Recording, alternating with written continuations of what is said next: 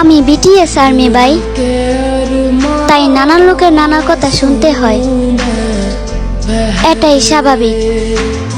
কিন্তু মনে তখনই একটু শান্তি উপভোগ করি যখনই মনে করি আমি একজন বিটিএস আর্মি। কারণ যে যুগে নারীকে তুলে নিয়ে দর্শন করা হয়, সেই যুগে আমাদের সাত রাজা হাজার হাজার নারীদের মাঝে থেকেও কাউকে টাচ করার প্রয়োজন মনে করে না। হ্যাঁ ভাই, আমরা সেই বিটিএস আর্মি যাদেরকে কেউ টাচ করলে আমাদের রাজাদের হিংসা হয়। আসলে আমি খুব গর্বিত, কারণ আমি বিটিএস আর্মি।